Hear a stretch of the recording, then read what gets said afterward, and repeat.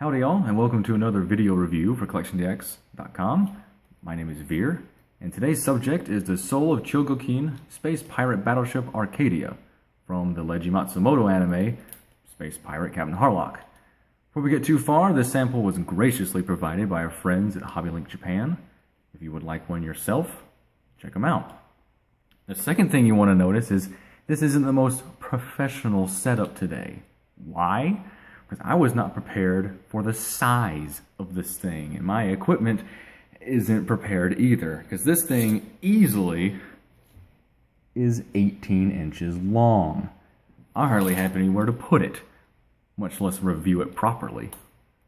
That, combined with just how much metal and weight is in this figure, really explains the plus $200 price point for it. While the Soul of Chogokin line is known for its copious amounts of metal in what they build, that's not all. What you have here, which is standard with most SOCs, is a wonderful stand with gold, well, not actual gold, but gold enough printed letters that stand out as a stark contrast against the black of the stand, and wonderful amounts of detail. Like most SOCs, Bandai really goes all out in the presentation and detail department. Nothing is overlooked, everything is exquisite and deep and exciting. You can see just how much attention and love went into every little piece of the Arcadia. The paint is expertly applied with little to no overspray, none that I can find at least, and is done in such a way that it accurately represents the colors on the anime, but doesn't look so flat that it doesn't look good on the shelf as a display. The detail in the figure is equal from stern to bow. You can see here on the back, the captain's quarters, even the wood is slatted and detailed even more exquisitely than the metal bulkhead of the ship itself. You have gold detailing, gold fringing, windows, individual wood planks, and skulls exactly where they need to be. The flowing flag is also a nice little touch. It's hard plastic, so it's not going to be flowing in the wind anytime soon. But given that permanent wave in it, it looks good. Despite being a giant metal ship, the Arcadia sports 4 points of articulation. Each triple pulsar cannon can be moved individually in any direction at 360 degrees. And this, what I assume to be a missile pod, can also move up and down.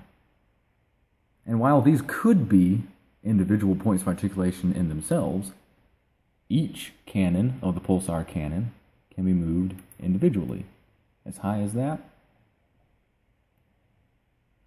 and as any way you would like them to be.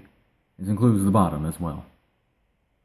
If I said this figure didn't have anything else up its sleeve besides a little bit of articulation and looking really nice, I would be lying.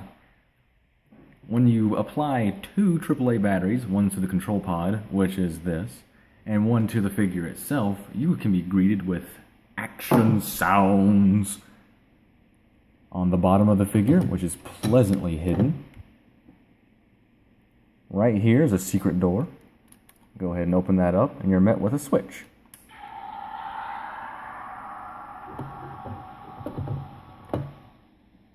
Now, isn't that nice? On your control box, you have 1, 2, 3, 4, 5, and A. There will be a demonstration later down in the review if you're on CollectionDX.com right now. If you're on YouTube, then go ahead and click there. The link will be in the description for longer individual videos for each sound effect, which you are met with when pressing 1.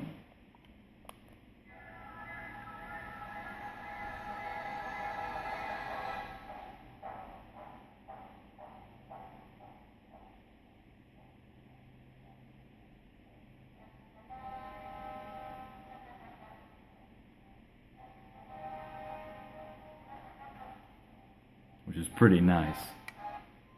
And 2, and 3. Like I said, there will be longer, more comprehensive videos of each of those songs later on. The other buttons also do other sounds. One thing I want to point out, however, is the box has a somewhat limited and direct range. You'll want to make sure to point it right here. That's the invisible eye. A+1 is the ship taking off.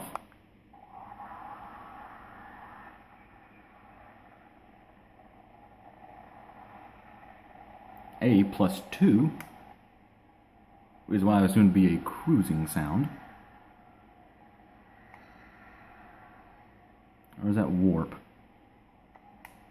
A number 3 is crickets, I assume. I've only seen the movie, and I don't remember crickets in the movie. That's not crickets. You didn't fall for that, did you? A4, which can be spammed as much as you like, is your pulsar cannons, and A5 is space fight action sounds. Should you be in the middle of a song, let's say number 1, because it's very nice,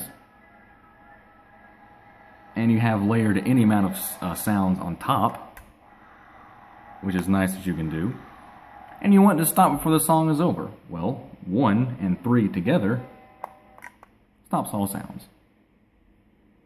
Also, should you be playing another sound or song, and you want it to be a little louder, you can press 1 and 4. Oh, excuse me. No! Must be at full maximum volume. A1 and 5 is down. 1 and 4 is up in volume. Hopefully you noticed too that here the cabin lights up with lights.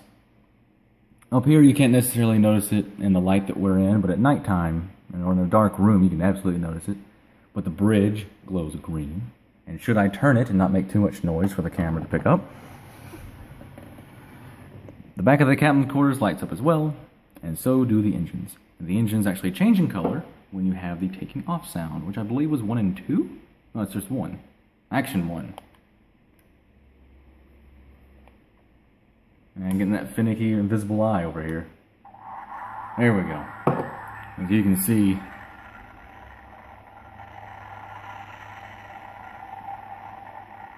the electronics in this figure are excellent. Once again, prove really giving substance at $200 price point.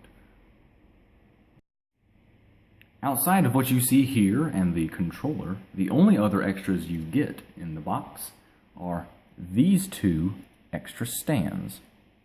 What do? Well, once put onto the base, you get the Arcadia as if it is taking off. I personally prefer this display option between the two. It's just dynamic and really fun to look at. And it's kind of hard to pull something dynamic for a ship, honestly. Last but not least, I'd really like to point out the Galaxy Express 999 accessory. Now mind you, I was most excited for this. The Arcadia is really nice and it's really gorgeous, but honestly, I bought the 999. Well, we were sent the 999. The Arcadia is the extra here.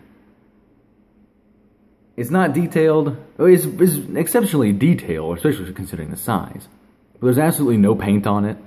You know, all the way down the line, it's just pure brown plastic. Good Lord, is it long, too. But it's a nice little extra.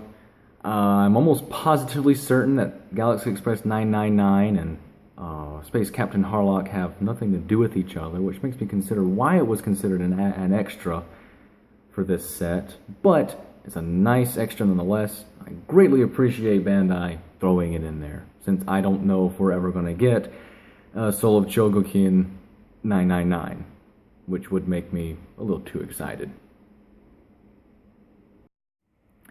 Well, that's it for the Arcadia. A wonderfully detailed ship, another excellent piece from the Soul of Chogokin line.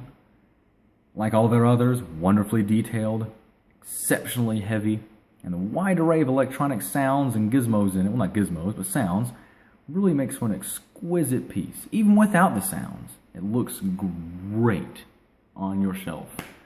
Just good luck finding a place to put it, honestly. But that's a nice problem to have with something this decadently large. Anyway, I'd like to thank our friends again at HobbyLink Japan for sending us this review sample. If you're on YouTube right now, go ahead and check out the written review on CollectionDX.com, and I'll see you again later.